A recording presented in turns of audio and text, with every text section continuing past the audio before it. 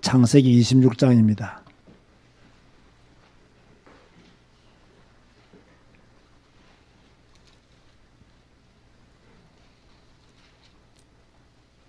(2절에서) (5절) 말씀을 보겠습니다. 창세기 26장 2절에서 5절 말씀 보면요, 여호와께서 이삭에게 나타나 이르시되 애굽으로 내려가지 말고 내가 네게 지시하는 땅에 거주하라. 이 땅에 거류하면 내가 너와 함께 있어 네게 복을 주고 내가 이 모든 땅을 너와 네 자손에게 주리라.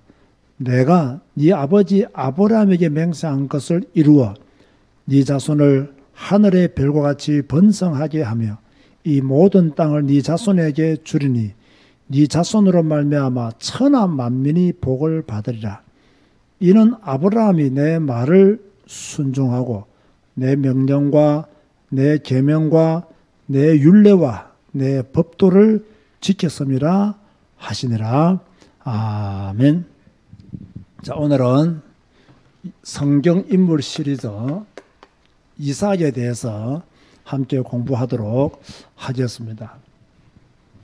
기본적으로 잘 아시겠지만 이삭은 누구인가? 첫 번째로 저는요, 이삭은 진짜 기적의 아들이다, 이 말을 꼭 하고 싶어요. 왜 이삭을 기적의 아들이라고 말을 하느냐 하면, 자, 아브라함의 나이 몇 세 때 나왔습니까? 100세 때. 사라의 나이가 이때 몇 세였죠? 90세였습니다. 그러니까 기적의 아들이라고 말할 수 있죠. 이 나이가 되면 자녀를 생산할 수 없는 나이였어요. 생각도 할 수 없는 나이였어요. 그런데 하나님의 은혜로, 하나님의 도우심으로, 하나님의 역사로 이삭이라는 인물이 태어났어요. 아니, 목사님 그 당시에는 오래 살았기 때문에 100세 때도 아이를 낳을 수 있었지 않았을까요? 라는 질문을 할 수 있는데요, 그 질문은 올바르지 않습니다. 왜 그러냐 보세요. 아브라함의 나이 99세 때에, 사라의 나이 89세 때에, 자, 하나님이 아브라함에게 나타나셨죠. 그리고는 뭐라고 말씀하시느냐? 아들을 낳을 것이다, 이렇게 말씀하셨어요. 이때 아브라함이 어떻게 했죠? 그 말을 듣고 엎드려 웃었다 했어요. 사라는 어떻게 했어요? 속으로 웃었다. 그러니까 한 사람은 엎드려서 웃었고요, 한 사람은 속으로 웃었어요. 그러면 이들이 웃었다는 말은 그들 자신도 이 나이가 되면 자녀 생산이 불가능하다는 것을 알았다는 거예요. 그러니까 웃음이 이렇게 나온 것이죠. 그래서 그 아들의 이름을 이삭이라 했어요. 이 이삭의 뜻은 웃음이다, 그런 뜻을 가지고 있는 이름이죠. 왜? 아버지도 웃었고 어머니도 웃었기 때문에 웃음이라, 그런 뜻을 가지고 있는 이름입니다. 자, 여러분이 생각하기에 이삭이 일생일대에 있어서 최고의 신앙 훈련지가 어디였다고 생각하십니까? 네, 여러분이 잘 아는 바로 이 모리아산. 이 모리아산의 경험이 이삭에게는 일생일대의 신앙 훈련이었다. 자기 인생의 최고의 위기가 언제였느냐? 모리아산에서의 일입니다. 아버지가 자기를 번제물로 드리려고 했던 사건이에요. 아버지 손에 죽어야 할 순간이었단 말이에요. 이때 이삭의 나이가 몇 세 정도라고 볼 수 있습니까? 한 25세 전후, 많이 보면 요 정도 나이단 말이에요. 그러면 25세면 아브라함의 나이가 몇 살이에요? 125세잖아요. 그죠? 126세가라고 본다고 하면 충분히 아버지의 힘을 제어할 수 있는 그 정도의 힘을 가진 아들이었어요. 그럼에도 불구하고 도망가지도 않고 또 반대하지도 않고 아버지가 자기를 묶었을 때 가만히 있었던 사람이 누구였냐? 이삭이었어요. 그런데요, 이게 보통 사건이 아니에요. 이게 보통 순종이 아니에요. 그런데 이게 보통 믿음이 아니에요. 만약 여러분이 이런 상황이었다면, 이삭이었다면 어떻게 했겠어요? 저는 도망갔을 것 같아요. 우리 아버지가 와이런을 하면서 제정신이 아니신 것 같으면서 일단 도망가고 보았을 거예요. 그런데 이삭은요, 도망가지 않았어요. 아버지가 자기를 묶고 칼을 들 때까지 가만히 있었어요. 이건 정말 대단한 겁니다. 정말 놀라운 겁니다.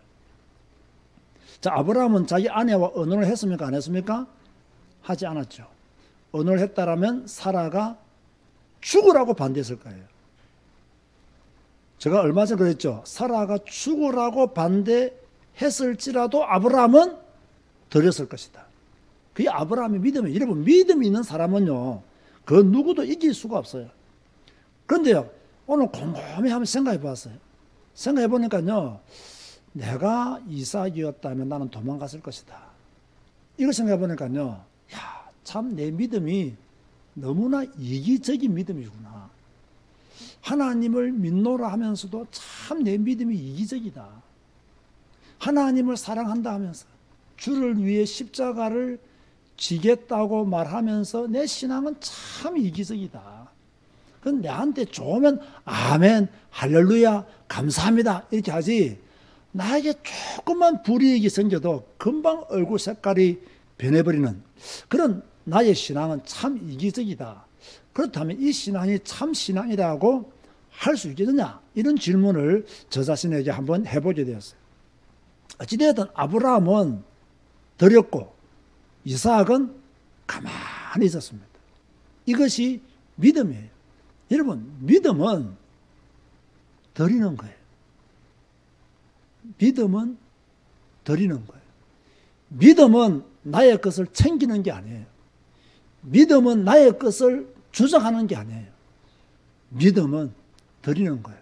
그런데 드릴 때 여유가 있어서 드리는 것도 아니고, 많아서 한 개쯤은 없어도 되기 때문에 드리는 게 아니에요. 아브라함에게는 이삭 아들 한 명밖에 없었어요.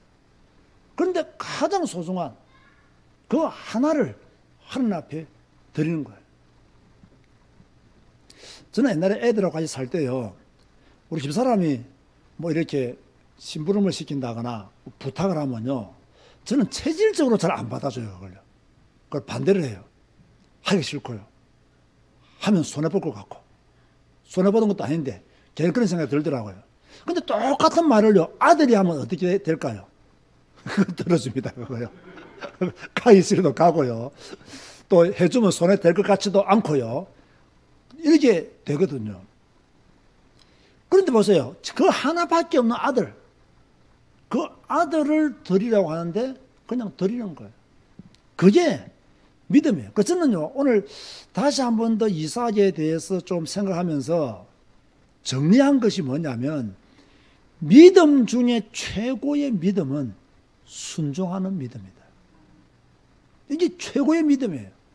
막 예수는 그리스도다, 그리스도는 모든 문제 해결자면서 막 고함 지르고 막 떠돌아다니는 것이 최고의 믿음이 아니라, 최고의 믿음은 하나님의 말씀을 따라 나를 쳐서 복종시키는 것, 기다리고 또 기다리면서 인내하는 것, 내가 죽을지라도 순종할 수 있는 것, 이것이 최고의 믿음이다. 이 믿음을 당할 자는 없을 것이다. 그런 생각을요, 오늘 말씀을 준비하면서 깊게 하게 되었어요. 그런데 하나님은 이 결정적인 순간에 이삭을 살리고 뭘 딱 준비하셨느냐? 수양을 딱 준비했어요. 아마 이 사건은 수양을 준비한 하나님의 손길을 이삭의 눈으로 확인하는 순간 여호와 이레를 깨달았죠. 그런데요, 우리가 여호와 이레 하면 아브라함을 생각하면서 여호와 이레를 하잖아요. 오늘은 생각을 좀 바꿔봅시다. 이삭의 입장에서 볼 때는요, 이제 신앙의 맛을 알기 시작하고 뭔가 아버지로부터 어릴 때부터 배운 여호와 신앙, 하나님에 대한 신앙. 그래서 여호와 이레는요, 어떻게 보면 아브라함을 위한 하나님의 축복이 아니라 이삭을 위한 하나님의 메시지였고 축복이었다. 그 중요한 20대 중반에 그 이삭, 여호와께서 자기를 위해서 준비하신 그 사건, 나를 죽음의 위기로 몰아넣었다가 다시 살리시는 그 하나님의 손길, 그 경험이 이삭에게는 아마 평생 잊지 못할 하나님에 대한 확실한 각인과 뿌리와 체질이 내려지는 그런 사건이었을 것이다. 자, 이런 보세요. 왜 우리의 많은 자녀들이 교회를 떠납니까? 왜 우리의 자녀들이 신앙생활을 이어가지 못하고 있습니까? 모리아산 사건이 없어서 그래요. 어릴 때부터 배우긴 배웠어요. 듣긴 들었어요. 그런데 무슨 사건이 없었다고요? 모리아산 사건이 없었던 거예요. 아, 여호와 이래. 하나님이 나를 이렇게 살리셨고 하나님이 나를 이렇게 지키셨고 내가 죽음의 순간에 하나님은 수양을 준비하셨고 아버지의 손에서 나를 건져냈었고 하나님이 이것을 통해서 내가 하나님을 믿는 사람으로 온전히 살기를 원하셨구나 라고 하는 이 모리아 사건, 이게 있었더라면 우리의 후대들은 영원히 하나님을 섬길 것입니다. 그런데 뭐가 없었냐? 어릴 때부터 교회는 다녔어요. 부모가 신앙생활을 하니 어쩔 수 없이 다녔을 수도 있어요. 아니면 기쁜 마음으로 다녔다 할지라도 뭐가 없었다고요? 모리아 사건이 없어요. 다시 말합니다. 여호와 이레는 아브라함을 위한 메시지가 아니고 누구를 위한 메시지였다? 이삭을 위한 메시지였다. 우리는 새로운 시각으로 여호와 이레라는 단어를 생각해 보아야 하는 거예요. 자, 이 이삭이 드디어 나이가 40세가 되어서 누구와 결혼합니까? 리브가와 결혼을 하게 됩니다. 자, 이 이삭의 결혼이 또 특별해요. 왜 특별하냐? 아버지 아브라함이 정해준 여자와 결혼했어요. 얼굴 한번 보지 않고 아버지 아브라함이 정해준 그 여자와 결혼했어요. 자, 아브라함의 결혼 원칙이 있었어요. 절대로 가나안 여자와는 결혼시키지 않겠다. 왜 가나안 여자와는 결혼시키지 않겠다라고 아브라함이 결정했습니까? 우상 문화에 빠져있는 가문이기 때문에, 우상의 영향을 많이 받은 그런 가문이기 때문에 그래도 좀 적게 받은 자기 고향으로 보내어서, 그죠? 며느리를 얻게 했던 거죠. 요즘 시대에 부모가 결혼 대상자를 정해준다고 하면 우리의 자녀들은 어떻게 할까요? 참 이게요, 우리가 성경적으로 본다면 참 이런 좋은 모습들을 믿음의 가문에서 전통으로 이어가야 되는 거거든요. 저는 절대로요, 부모가 그 자녀에게, 만약 저는 아들이 둘이잖아요. 그러면 며느리를 내가 정해준다라면 우리 아들이 정한 것보다 나은 여자를 정했으면 정했지 못한 여자는 정하지 않을 겁니다, 아마. 여러분 어떻게 생각하세요? 그렇게 생각하지 않으세요? 왜? 부모는 인생을 오래 살았잖아요. 또 결혼 생활을 최소한 3, 40년 했잖아요. 그러니까 인생을 보는 눈, 여자를 보는 눈, 남자를 보는 눈, 이 모든 것이 다르다가요. 그래 이제 뭐 대학 졸업하고 뭐 세상 돌아가는 줄 모르고 그냥 남자, 여자 이렇게 골라서 결혼하는 그런 눈하고 벌써 부모의 눈에서 인생을 살아보고 여자에 대해서 충분히 경험하고 또 남자에 대해서 충분히 경험하고, 저도 우리의 자식들은 이런 남자, 이런 여자를 만나서 결혼했으면 좋겠다. 오랫동안 기도하면서 부모가 정해준다면 그 배우자가 최고의 배우자가 되는 거예요. 여러분 그 증거가 이삭이에요. 그 증거가 리브가예요. 여러분 보세요. 아브라함도 일부 다쳐, 야곱도 일부 다쳐. 유일하게 일부 일체가 누구였습니까? 이삭이었습니다. 이삭이었죠. 야곱은 삼촌의 집에서 뭡니까? 두 여자 데려왔고 두 여종을 데려왔어요. 그러니까요, 복잡했다니까요. 그런데 이삭은요, 편안한 믿음의 삶을 살았던 것을 알 수가 있는 거죠. 그런데 이놈의 자식들이 대학만 졸업하면 지 마음대로 각기 자기 소견에 옳은 대로 살아요. 지가 최고의 지식인이요 최고로 똑똑한 사람인 줄 알아요.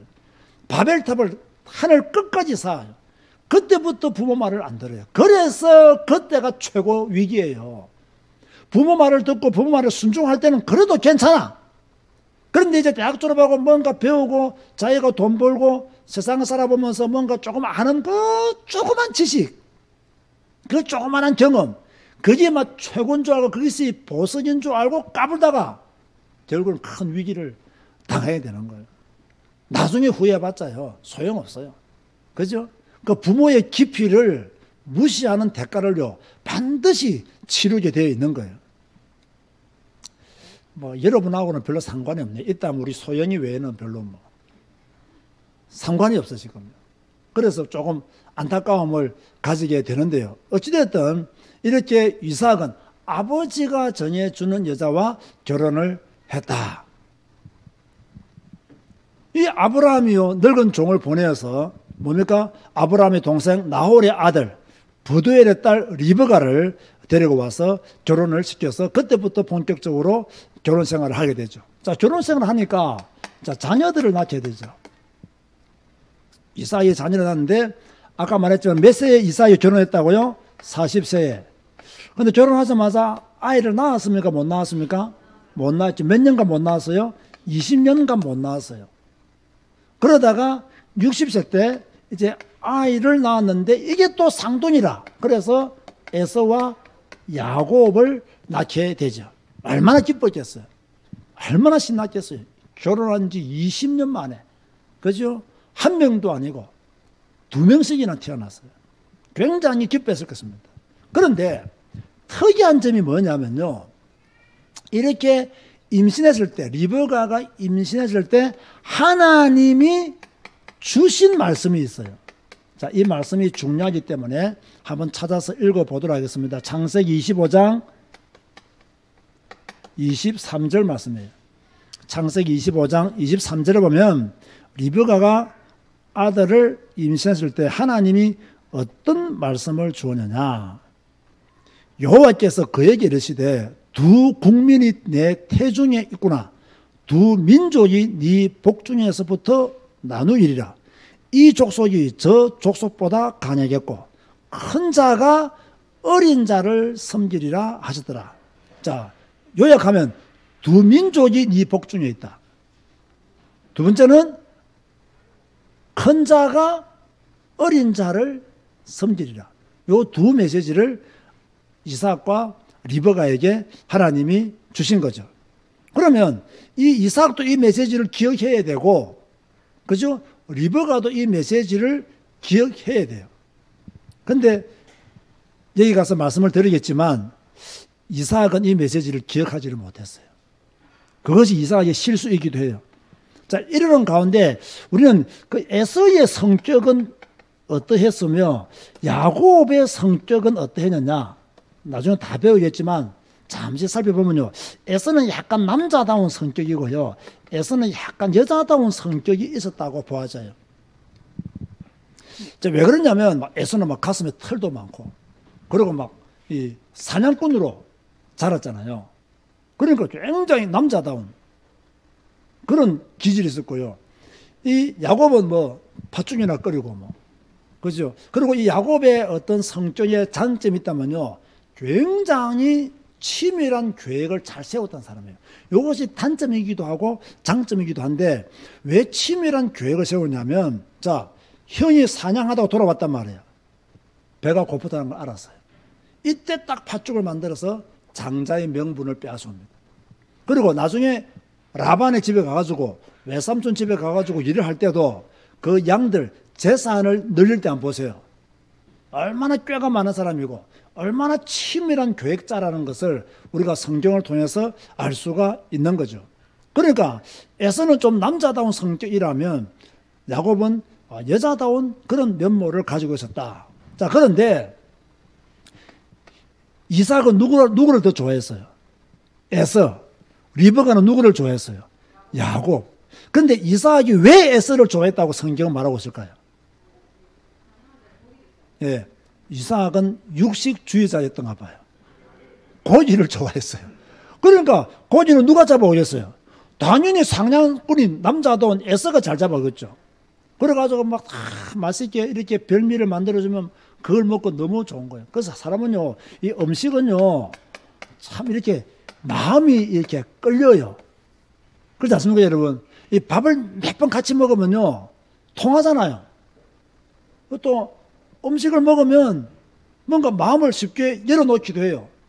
또 음식이 맛있으면 그 사람에 대한 호감도도 좋아지게 돼요. 그러니까요, 에서가 잡아주는 고기 얼마나 맛있겠어요. 요즘처럼 막 냉동시킨 고기도 아니에요. 막 싱싱한 고기 잡자마자 바로 피 빼고 막 바로 탁 해주니까 얼마나 부드럽겠어요. 또 사람은 나이가 들면 들수록 먹는 기쁨이 커요, 안 커요? 여러분은 안 큰 줄 모르겠지만 저는 크더라고요. 저는 먹는 기쁨이 커요. 뭐 많이 먹으려고 요즘 좀 애를 많이 써요. 왜 많이 먹으려고 애를 많이 썼냐면요, 자꾸 우리 집사람이 여기 좀 너무 푹 들어갔다고요. 이거 좀 시술하러 가자 하더라고요. 그래 내가 돌았나? 내가 그렇게 무슨 시술을 하나 했더니 이 너무 들어갔으니까 좀 이렇게 고치자는 하더라고요. 시끄럽다 하고 그냥 있는데, 그래서 뭐 계속 무시는 못하겠고 좀 많이 먹어서 살을 한번 찌워볼까. 근데 한 며칠 많이 먹어봤거든요. 배만 나와요, 배만. 그러니까 먹는 것도 자유롭지가 못하더라니까요. 그러면 리브가는 왜 야곱을 좋아했을까요, 그러면? 에서는 고기를 잡아주니까 이삭이 좋아했고, 리브가는 왜 야곱을 좋아했을까요? 엄마는 많이 도와줘서, 여자다운 성격 많이 도와줘서. 그것도 한 부분이기도 하지만 제가 조금 전에 말씀드린 거 있죠. 임신했을 때 하나님이 주신 말씀, 그걸 더 많이 리브가가 기억하고 있었지 않았을까? 그 왜 그러냐면, 이제 축복을 받을 때 나중에 리브가가 인본주의를 쓰잖아요. 그런 배경을 볼 때 큰 자가 어린 자를 섬기리라고 했는데, 그럼 축복은 누가 받아야 돼요? 어린 자가 받아야 되는 거예요. 이걸 아마 리브가가 기억했을 수도 있겠다. 성경에는 없습니다. 그죠? 조금 전에 여러분이 말씀하신 것처럼 엄마를 많이 따르고 엄마를 많이 도와주기 때문에 엄마는 야곱을 더 좋아했을 것이다 라고 볼 수도 있고요. 또 하나는 이삭보다는, 그죠? 리브가가 하나님의 말씀을 더 잘 기억했을 수도 있다. 그렇게 추측을 해볼 수가 있는 거죠. 그러면서 이런 가운데서도 이삭이 축복을 받았을까요, 안 받았을까요? 이삭도 어마어마한 축복을 받았어요. 그죠? 특별히 오늘 본문을 읽잖아요. 아버지 아브라함에게 주신 언약을요, 그대로 주었어요. 이 언약은요, 축복 중에 축복이에요. 최고의 축복이에요. 땅, 자손, 천하 만민이 너로 말미암아 복을 얻으리라. 최고의 축복이죠. 그 복을 주겠다는 거예요. 왜 하나님이 아브라함에게 그 복을 주느냐? 아브라함은 내 말을 순종했다. 내 명령과 내 계명과 내 율례와 내 법도를 지켰다. 너도 지키기만 하면 아브라함에게 약속했던 모든 축복을 너에게 다 주겠다. 참 우리 하나님은요, 단순하신 분이에요. 왜 단순하신 분입니까? 말씀을 듣고 순종하면 복 주겠다는 거예요. 하나님은 단순하신 분이에요. 그럼 우리도 단순하게 살면 돼요. 뭐 하면 됩니까? 말씀을 듣고 순종하면 되는 거예요. 그러면 복은 따라오게 되어 있다는 거예요. 복 받으려고 애쓰지 마라. 애쓰고 싶거든 하나님의 말씀에 순종해라. 하나님의 말씀을 따라가라. 그러면 복은 저절로 오는 것이다 이 말이에요. 복 받을 짓은 하나도 하지 않으면서 복만 달라고 하면 거기서 문제가 생기는 거예요. 하나님은 단순하신 분이기 때문에 말씀에 순종하고 그 길을 따라가면 하나님은 구름 기둥과 불 기둥을 동원해서라도 모든 필요한 것들을 우리에게 다 제공해 주시는 거예요. 여러분 지금까지 이런 경험 못했습니까? 저는 했다고 봅니다. 그래서 걱정하지 않는 거예요. 그래서 염려하지 않는 거예요. 그래서 나는 뭐를 생각하느냐? 내가 지금 보고만 해 있다면, 내가 지금 말씀 안에 있다면 나의 모든 문제는 끝난다. 그런 믿음을 가지고 있는 거예요. 최고의 축복을 받은 거죠. 자, 그러면 이삭은 실수를 했어요, 안 했어요? 했죠. 아버지가 했던 그 실수, 아내를 누이라고 했던 그 실수를요, 그대로 합니다. 저는 이것을 보면서 물론 뭐 그럴 수 있다라는 생각도 들지만은 좀 우리 뭐 젊은이들에게 또 자녀분들에게 부탁하고 싶은 말은 아버지의 좋은 점도 있고 안 좋은 점도 있어요. 그죠? 우리 가문에 좋은 점도 있고 안 좋은 점도 있어요. 그러면 어떻게 해야 되느냐? 아버지의 안 좋은 점을 배우려고 하면 안 돼요. 아버지의 안 좋은 점, 우리 가문의 안 좋은 점 반대로 해야 돼요. 반대로.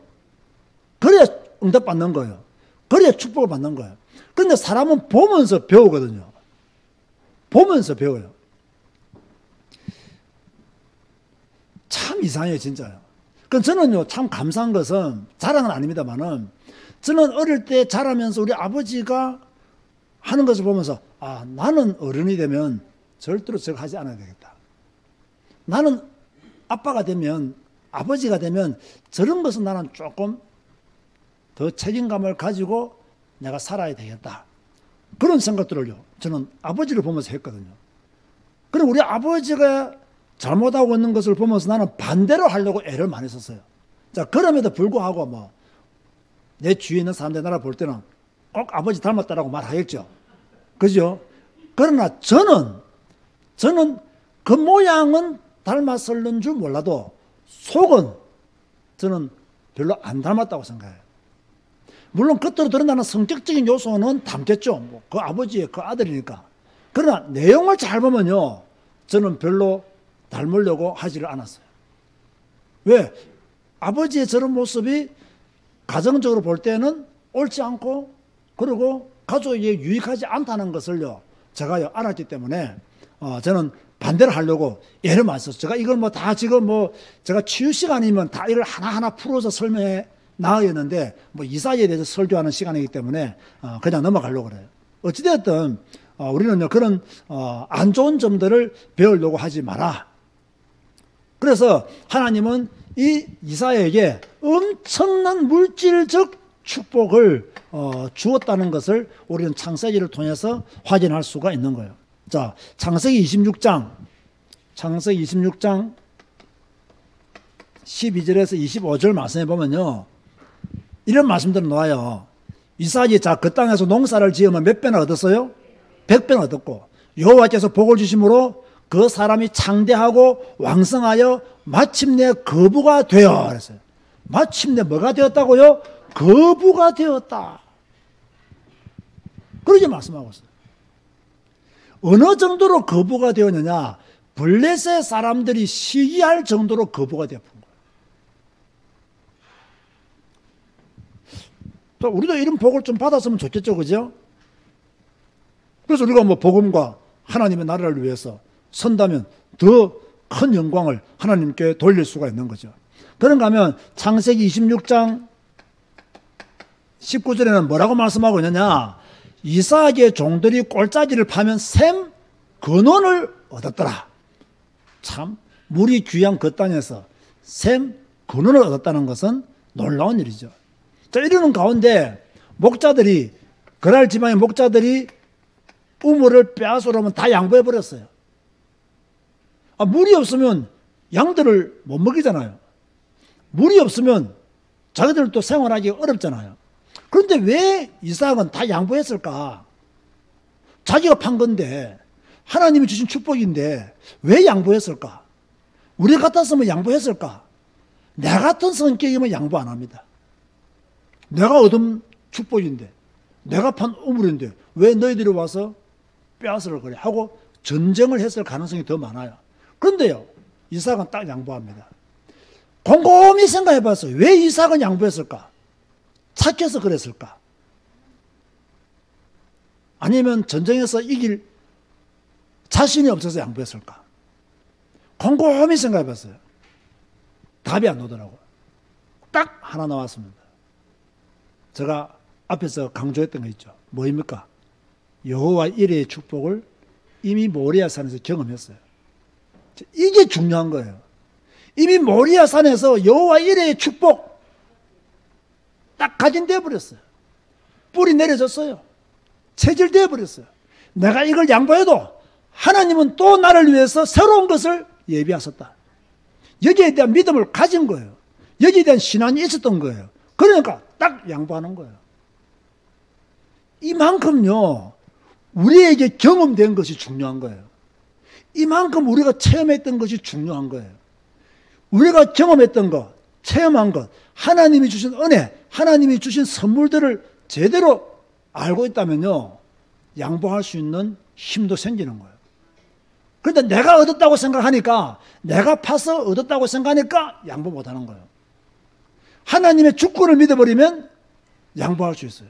하나님의 주권을 믿지 않기 때문에 양보하지 못하는 거예요. 자, 우리가 이런 이삭에 대한 새로운 메시지를 받아야 되는 거죠. 자, 이러는 가운데 이제 이삭이 나이가 많으면 다 사람은 죽게 되잖아요. 그래서 이 에서와 이 야곱 때문에 일어나는 사건이 하나 있죠. 자, 앞에서 말한 바와 같이 이삭은 누구를 좋아했다고요? 에서. 리브가는 누구를 좋아했다고요? 야곱. 자, 이삭의 나이가 많아지자 이제 에서가 잡아주는 사냥해온 고기로 빌미를 다 이렇게 먹고, 별미를 먹고, 그죠?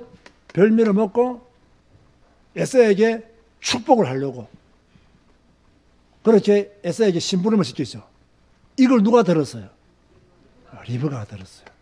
남편 여러분, 여러분의 말을 아내가 듣지 않도록 수근수근 거리시기 바랍니다. 들었어요. 그러니까 리브가는 이때 무엇을 생각했다고요? 큰 자가 어린 자를 섬기리라. 이걸 기억해서 가능성이 많아요. 성경은 없지만. 그래서 야곱을 에서처럼 꾸며서 에서가 받을 축복을 야곱이 받도록 만들었어요. 자, 에서가 딱 도착해서 아버지 앞으로 갔더니 이삭이 놀랬죠. 누군가가 축복을 받아간 거예요. 빼앗아갈 사람은 누구밖에 없어요? 야곱밖에 없어. 화가 난 거예요. 전에도 장자의 명분을 빼앗아 가더니 지금은 또 내가 받을 축복을 다 빼앗아 간 거예요. 그래서 에서가 마음속으로 무엇을 생각했어요? 아버지가 이제 곧 죽을 것인데 아버지가 죽으면 내가 야곱을 죽이리라. 이런 마음을요 품고 있었어요. 그래서 가까이 있는 사람들 말했겠죠. 이걸 또 누가 들어요? 리브가가 들어요. 리브가는 굉장히 기가 밝았던 사람인가 봐요. 그죠? 남의 비밀을 굉장히 잘 아는, 뭐 엘리사의 능력을 받은 것도 아니고, 그죠? 아람 군대의 모든 것을 알았던 엘리사도 아니고, 이걸 알고 이제 야곱을 어디로 보내죠? 자기 친정으로, 그죠? 하란으로 보내게 되죠. 자, 이렇게 함으로 해서 이제 이삭의 생애는 끝이 나게 됩니다. 자, 결론 맺습니다. 어떤 결론을 지을 수 있느냐? 자, 이삭의 장점은 뭐냐? 제가 지금까지 메시지 하면서 가장 강조했던 것 중에 하나 뭡니까? 모리아 산에서의 경험. 여호와 일의 축복. 이걸요, 경험했다는 것. 이걸 생생하게 체험했다는 것. 이것이 이삭이 가지고 있는 최고의 장점이에요. 아버지의 말에 순종했던 이삭. 그러면 이삭의 또 단점은 뭡니까? 특별하게 없어요. 따져보면요. 있다면 뭐 아내를 누이라고 속인 이런 점은 있지만 뭐 이것은 아브라함도 이런 실수를 했기 때문에 뭐 특별하게 실수를 한 점은 별로 없는 것 같아요. 그런데 잘 보세요, 여러분. 아브라함, 이삭, 야곱, 이 세 사람 중에 가장 편안한 삶을 살았던 사람은 누구였어요? 이삭이었어요. 아브라함도요, 고향 친척 아버지 집을 떠나면서 고생 많이 했습니다. 가나안에 와가지고 기근 들어서 고생 많이 했습니다. 야곱 외삼촌 집에 가지고 죽다가 살았습니다. 맨날 사기 당하고 고생 엄청 했습니다. 그런데 이삭을 딱 보세요. 별로 고생한 흔적이 없어요. 편안한 족장 시대에 최고로 편안한 삶을 살았던 사람이 이삭이었다. 아마 이삭은 모리아산에서 모든 고생 다 한 것 같아요. 모든 어려움 다 거기서 끝낸 것 같아요. 하나님 그거 하나 보고 이삭의 삶을 완전히 축복하셨다. 이런 것 외에는요, 다른 것을 추론해낼 수가 없는 거예요. 자, 오늘은 이삭에 대해서 살펴보았습니다. 이삭의 삶, 뭐 특별한 건 없지만 모리아산의 경험이 전부였고 그 하나의 경험으로 하나님의 복을 누린 사람이 이삭이었습니다. 한 번의 경험. 자, 여러분 보세요. 그러면 꼭 그렇게 모리아산까지 가야 되고 꼭 그렇게 막 묶임을 당해야 되고 막 시퍼런 칼을 한번 봐야 되고 이렇게 해야만 하나님을 믿으시겠습니까? 꼭 이렇게 해야만 여호와 이레의 축복을 믿으시겠습니까? 그렇다면 너무 어리석은 교인이 됩니다. 우리는 성경 한 권을 통해서 여호와 이레의 하나님을 믿어야 되는 거예요. 성경에 나타난 이삭의 기록을 통해서 하나님은 그때나 지금이나 동일하게 역사하고 계신다. 이걸 믿어야 되는 거예요.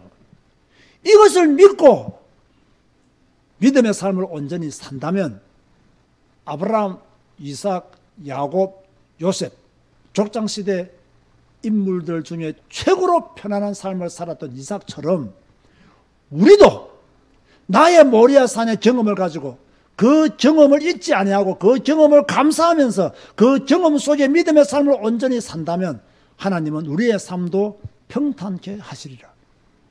또 어림이 와도 괜찮다는 믿음을 가지고 나간다면 우리는 분명히 승리의 길을 걸어가게 될 줄로 믿습니다. 평강의 복이 여러분과 함께 하시기를 주님의 이름으로 축원드립니다. 주님 감사합니다. 오늘 이삭에 대해서 배웠습니다. 이삭은 평탄한 삶을 살았습니다. 모리아산의 경험이 여호와 이레의 그 한 번의 경험이 이삭에게는 평생 언약이 되었고 평생 축복이 되었습니다. 주여 우리에게도 모리아산의 경험이 있습니다. 우리에게도 여호와 이레의 축복이 있습니다. 놓치지 말게 하여 주시고 잊어버리지 말게 하여 주옵시고 평생 그 언약 붙잡고 하나님이 주신 복을 누리며 살아갈 수 있도록 축복하여 주옵소서. 예수님의 이름으로 기도드리옵나이다. 아멘.